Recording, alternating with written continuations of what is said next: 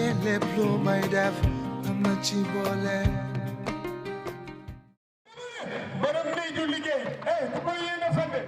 danga ak Macky Sall ay yëkkali tamit maa dox ko bam nga yee sa mag loolu dëgg la man dinaa ko wax naa tàcc leen lii ala say supporter fekk leen lii. Asalaamaaleykum mbooloo mi maa ngi nuyu ku nekk ci turam ak santam di remercier population Tambacounda di ci jiital suñu gouverneur de la région ci Bambara Lo Modou di gërëm sumay waajur di gërëm suma ndey di gërëm suma baay lii Souleymane implanté fii à Tamba c'est pas une fierté tout juste pour nous la famille Gueye mais c'est une fierté pour toute la région de Tambacounda une fierté pour le Sénégal donc ñun képp ku fi ñëw muy journaliste di animateur muy xarit mbokk doomu ndey ñun famille Gueye ñu ngi leen di gërëm bu baax di leen sant waa Tamba Socé maa ngi leen di gën a ñaax di talal suma loxo di leen wax dénk naa leen Souleymane dénk naa leen hôtel bi dénk naa leen toute la famille Gueye ci barke yonent bi Souleymane c'est un jeune xale bu tuuti la demagul fenn mais lii su ko amuloon dana ma bett parce que notre maman il est parti très tôt en bas âge xale yu tuuti ma ànd ak ñoom mais ba muy fulee xale bu tuuti Souleymane di gune gu tuuti de la fas jom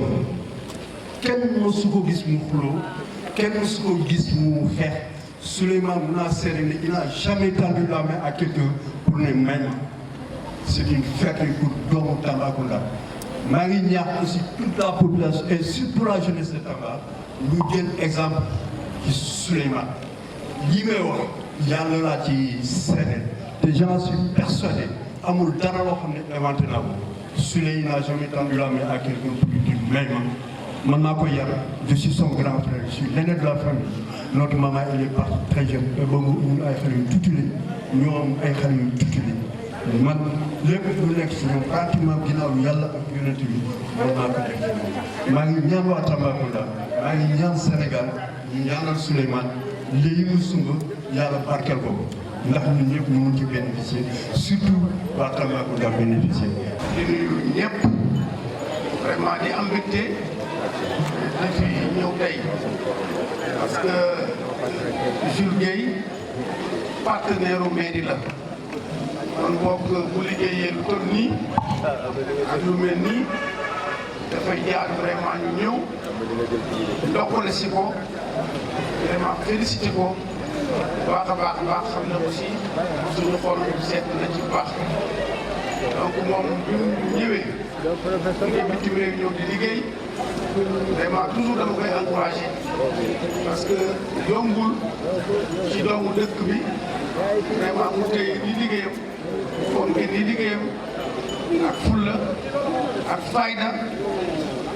di liggéey bu rafet ba yàlla dogal vraiment liggéey bi ñëw ko fii kon boog ak góorgóorloom la ak fullaam ak faydaam vraiment la def ba ñëw fii di nuyu nag aussi ñu ko doon encadré le bureau de mise en niveau di leen sant bu baax di leen gërëm di leen félicité aussi par rapport ak liggéey bi nga xamante ne nii ñu ngi koy def vraiment di dimbali les promoteurs de la région. loolu passé aussi maa ngi nuyu aussi la famille Gueye parce que la famille Gueye avec la famille Lo dañoo yàgg ba moo tax vraiment jur bu ñëwee dem ci yoon bii lu ñu def vraiment sant ko gërëm ko vraiment félicité ko vraiment ci liggéey bu rafet bi nga xam ne vraiment liggéey na ko vraiment suñu xol daal wax dëgg daal seet na trop ci moom. Mesdames, Messieurs, chers invités, c'est à la fois pour moi un honneur et un réel privilège de prendre la parole en ma qualité de point focal de la zone sud-est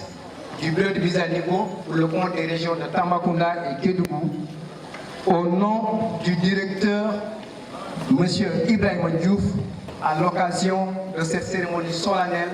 d'inauguration de l'hôtel Le Village Prestige. Je tiens avant toute chose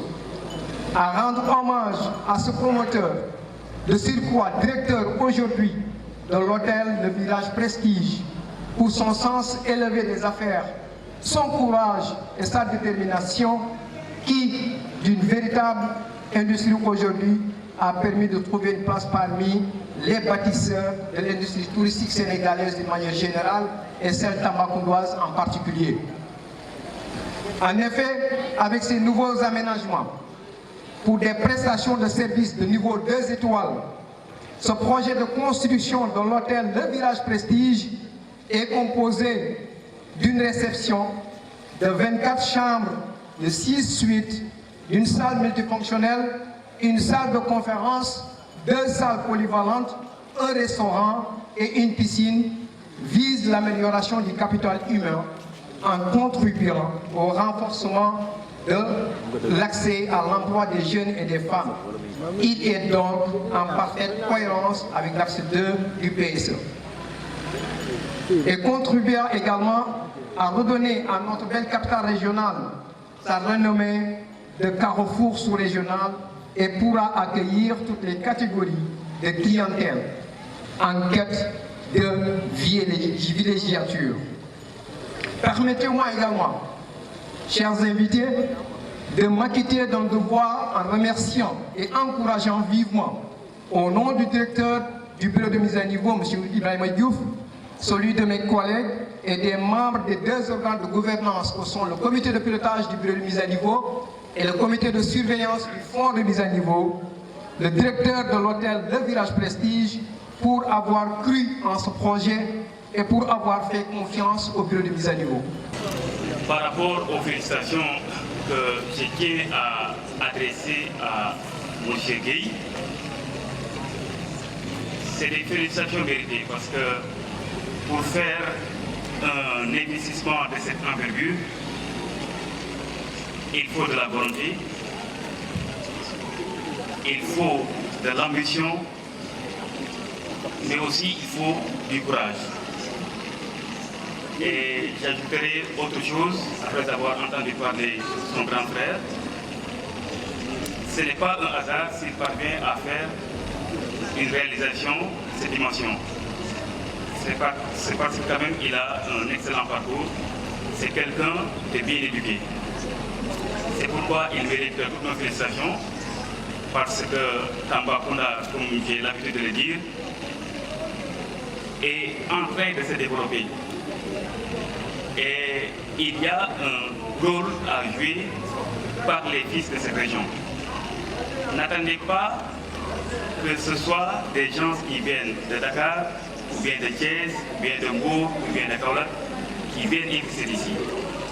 L'État est en train de faire beaucoup de choses pour le développement économique et social de la région de Tambacounda. Maintenant, il appartient aux fils et aux filles de cette région de s'approprier donc de cela en venant s'installer, en venant investir comme l'a fait M. Gueye Service. C'est pourquoi il mérite toutes nos félicitations.